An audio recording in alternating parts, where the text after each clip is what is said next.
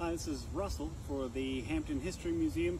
I'll be doing a couple of videos talking primarily about the Powhatan, the native chiefdom of people here in the area, the eastern part of Virginia, essentially from the Richmond area east, who are controlling and inhabiting the area when the English first arrived in 1607. In this particular little video, we'll be talking about their hand-to-hand weapons. So most of what we'll be talking about over the few videos I'm doing will so far be warfare, weapons, tactics, that kind of thing. So we'll start off with their hand-to-hand weapons. For the Powhatan, mainly you'll see the men carrying, as far as hand-to-hand weapons, what's referred to as a tomahawk. Tomahawk is a Powhatan word in history for both their hatchets as well as for their war clubs. And so, starting with their war clubs, you'll see great variety. So the people in Powhatan society make their own things. There's not a standard issue of muskets and swords and all that sort of thing. You'll see them making all of their own weapons, clothes, tools, so you see certain variety. This is fairly common. It's a ball-headed club made out of ironwood based around a nice natural hard knot. All of its weight is pretty well forward. It's light. It's going to be fairly easy to maneuver and to use in combat. It's going to be something brought primarily to injure, incapacitate, or to outright kill, depending on the placement of your blows. And some of them will be set with points and blades and all. This one has that nice jasper spike out of the back. Others might have a long antler spike out of the front or the back. But these are weapons that can be very quickly slid into a belt. You saw the way I pulled mine out. Be very easily deployed. So this is going to be something that's quick. Powhatan use of this in combat is generally not going to be line, order, and formation or anything like that. More commonly, raids will be ambush, guerrilla-style warfare as it's thought of nowadays. So you're talking about a Powhatan warrior closing the distance rapidly, bringing us down at great speed across the head and neck, across arms that are meant to block, or if you intend to make someone a captive, you can certainly bring this low to break legs and knees and all that kind of thing. It's going to be a very fast weapon, that hard, twisted burl or knot of wood, delivering a lot of shock, easily breaking bones. Some of the English accounts mention tomahawks splitting a man's skull in one stroke or crushing a man's helmet onto his skull. So very effective, fairly simple weapon. It's going to be light, fast, carried by the men pretty regularly. Move on to the hatchet version. This one I have a little bit of a heavy barrel to, but it's going to be a stone blade with a nice sharp edge, pressure fit into a wood handle. Still going to remain fairly light, but it's going to be a hatchet or an axe with that nice cutting edge.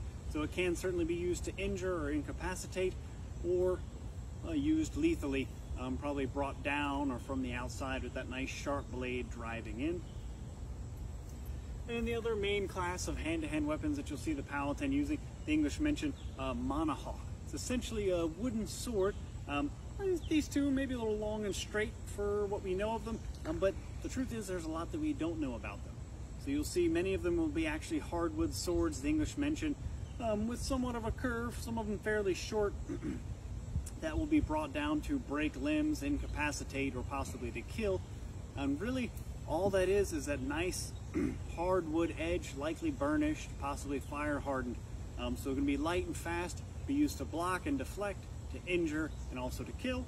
And then some of them, the colonists mentioned, will be lined with blades of stone and iron down the front. One of them writes that will cleave a man asunder. So it's going to be a nice jagged edge, likely similar to this, that can be brought down with great speed. No point for thrusting necessarily like an English sword, not the same amount of length by any measure, something that's light and fast, quickly used to block, attack, and a wound from something like this is not something that's likely to ever heal. These nice jagged edges, it's not going to be like a straight metal edge by any measure, so certainly a lethal weapon. And the Powhatan men would go about armed everywhere. There are accounts that they would actually taunt or tease some of the English and joke that they went about undressed because the fact that the English colonists were not always armed, whereas the Powhatan men would generally have a bow within their reach or on their person, and then a tomahawk or monohawk in their belt or within reach, followed by some type of knife. So this is a fairly common style, nice wide blade here, primarily for butchering, but can certainly be used as a weapon. Nice fine edge of flints and jaspers which can be finer than a steel knife. And then you'll see this sort of more dagger, longer, pointed style existing as well, oftentimes more geared to being a weapon. That nice long blade here, good jagged edge. Yep. So certainly an effective weapon, but also just an everyday tool for butchering game, cutting line, digging arrows out of trees, and all that sort of stuff. So the basics for Powhatan weapons that are hand-to-hand, not including the longbow, be tomahawks in the form of war clubs, hatchets like so, with a nice stone head, and then monohawks, wood swords either with just a bare hardwood edge for breaking limbs and the like, or nice stone blades run down the front of them. And the last thing we're going to see for that is going to be this right here. You'll see the only armor that's ever really mentioned for the Powhatan, which would include the Kecoughtan people down in the Hampton area.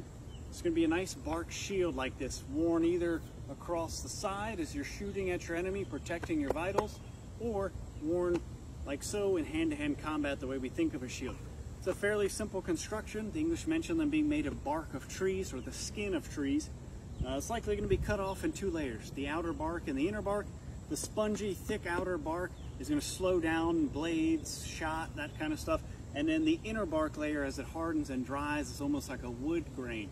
So it could be backed with rawhide or cane or other things, but the main effectiveness comes from that thick wall of bark, which is fairly spongy and hard, so it's going to slow down blades and things upon impact. And the colonists admit to trading for and using droves and droves of these, especially on expeditions further in the northern reaches of the bay to defend themselves. They appear to stop arrows, the English write, and our tests indicate, although some of the English shields, the ones of wood and leather, they mention a Powhatan archer pierced our man's shield nearly a foot through. And then you'll see commonly they're painted in reds and blacks, which the Powhatan man in war would oftentimes be painted in similar designs, reds and blacks and divisions. But the basics for Powhatan hand-to-hand weapons and a little bit of armor.